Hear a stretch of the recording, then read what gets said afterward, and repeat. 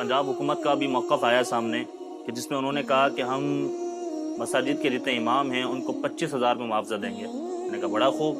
तो फिर मुझे हज़रत अबू बकर सिद्दीक़ रज़ियल्लाहु ताला अन्हु की वो बात याद आ गई कि इमाम मोहम्मद बिन जरीर अर्तिबरी रहमतुल्लाहि ताला अलैह ने रिवायत किया कि हज़रत अबू बकर सिद्दीक़ रज़ियल्लाहु ताला अन्हु को जब दौर खिलाफत मिला ना, तो आप फरमाने लगे कि मेरी तनख्वाह इतनी होगी जितनी काम मजदूर की है। तो कहा गया कि जनाब वाला उतनी तनख्वाह में अगर आपका गुजारा ना हुआ तो फिर आप फरमाने लगे मैं मजदूर की तनख्वाह बढ़ा दूंगा। तो मैंने कहा कि जब तुम इतनी हमदर्दी कर रहे हो, तुम्हें अचानक इतनी मोहब्बत जाग गई उलमा से, आइमा मसाजिद से, तो फिर उनकी तनख्वाह भी इतनी रखो ना जितनी फिर तुम्हारी तनख्वाह है। तुम महलों में बैठ कर 4-4, 5-5 लाख रुपये लो और उन्हें तुम फिर 25,000 रुपये में टलगाना चाहते हो, 25,000 देना चाहते हो।